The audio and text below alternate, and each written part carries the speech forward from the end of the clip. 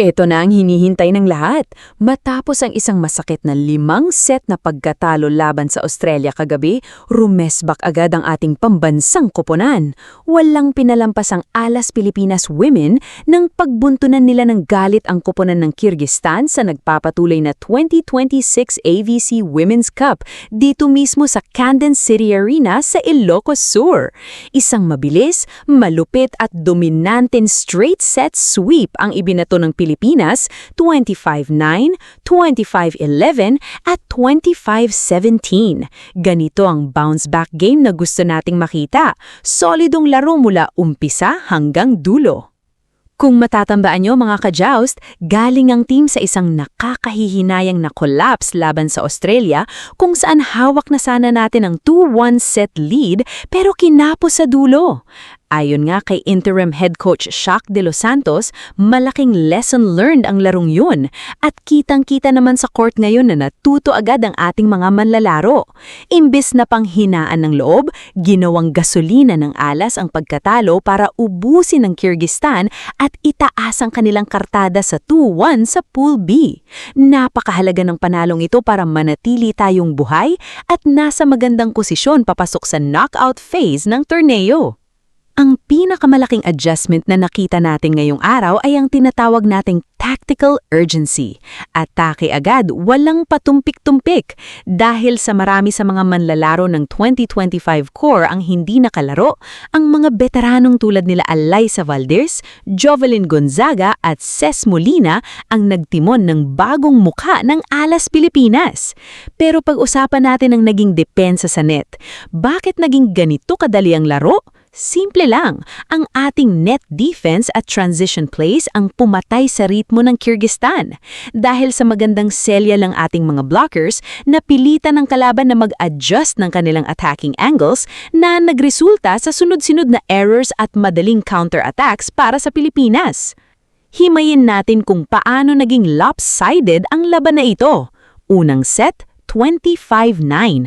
Dito palang ipinakita na ng Alas kung sino ang boss sa loob ng court. Agad nang nagpakawala ng mga mabibigat na service aces ang Pilipinas na nagwasiwas sa reception ng Kyrgyzstan. Hindi man lang pinatapak sa dobleng digit ang kalaban.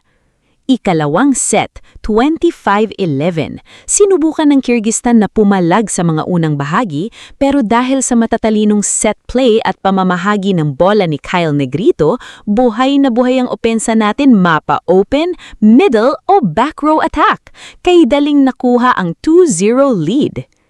Ikatlong set, 25-17. Dito medyo nag-relax ng koonte ang Alas at nagkaroon ng manginang-ngilang unforced errors pero sadyang napakalaki ng agwat sa karanasan at lakas. Agad nang pumasok ang mga krusyal na kills mula sa ating mga main hitters para tuluyang sira ang laban. Hindi natin pwedeng hindi nabanggitin ang pagbabalik ni Alyssa Solomon matapos magpakitang gilas sa Japan SV League at kumana ng 23 big points laban sa Australia. Ipinagpatuloy niya ang kanyang bagsik sa court. Kasama pa ang solidong contribution sa opensa at depensa ni Nina Itang at ang walang kupas na si Phenom Alyssa Valdez, nagmukhang shooting practice lang ang laro para sa Alas. Ang kombinasyon ng bilis ng mga bata at utak ng mga veterano ang naging susi para hindi makahinga ang Kyrgyzstan. Dahil sa dominanting panalong ito, pinatunayan ng Alas Pilipinas na hindi sila basta-basta sumusuko. Buhay na buhay ang pangarap nating makasungkit ng magandang pwesto sa knockout round. Ang tanong ngayon, kaya ba nating panatilihin ang ganitong klasing momentum sa mga susunod na mas mabibigat na kalaban tulad ng defending champions na Vietnam?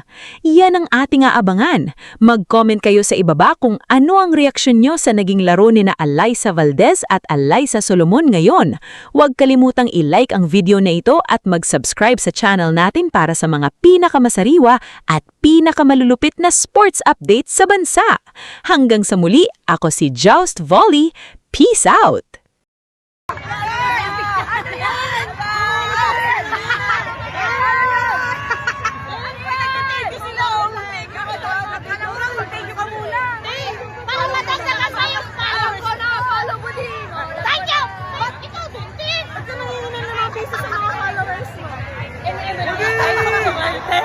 you!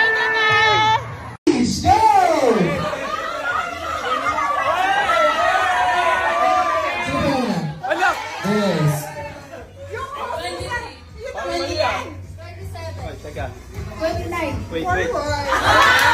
Sinasabi ng tayo dyan eh. Wala.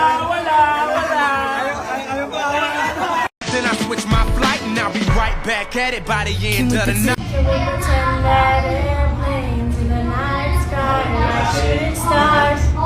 I could really use a wish right now, wish right now, wish right now. Te, wag ka magalit, please. Sabihin mo sila, i-follow nila ako sa Facebook page ko. Hinahanap, ikaw tsaka si Ate Gemma. Boss, tinalo nyo nga kami, papapalo ko siya. Ikaw yung boss ko. O, i-follow nyo daw siya sa Facebook. O, sige, i-follow nyo daw po siya sa Facebook. Like, share, and subscribe. Thank you, te.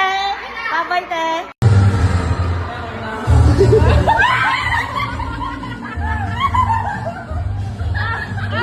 Ulit!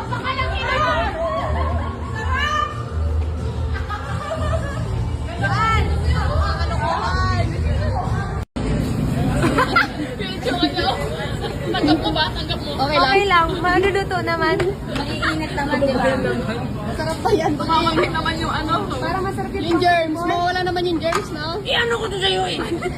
Ibang flavor yan. Maiinit Boss, okay lang, boss. Kukulo naman yan yung germs.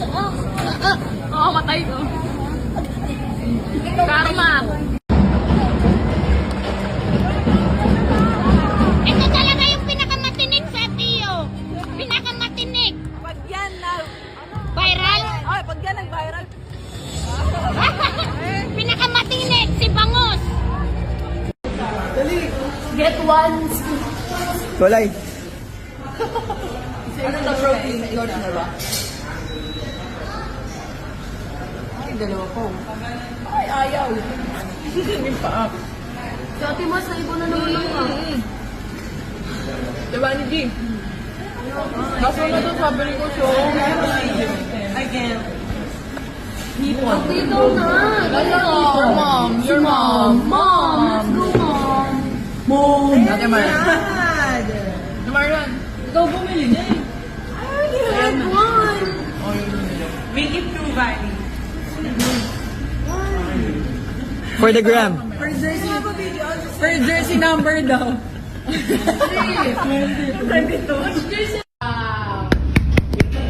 So, yung tapikin po ito pag doon na... Hindi kita. Sila Marlo.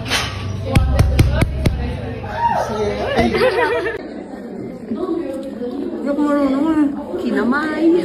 Yung marunong, okay lang yan. Basta mabusog ka. No. Sarap. Gutom ka, gutom. Perfect. So refreshing. Refreshing. Going back to Honolulu. Just to get to Maui.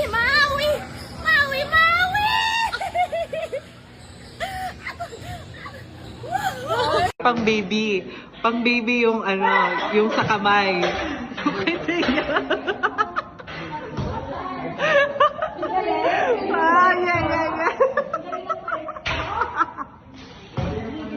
Ang galing! Kaya, ganun ka nga din sa kanya.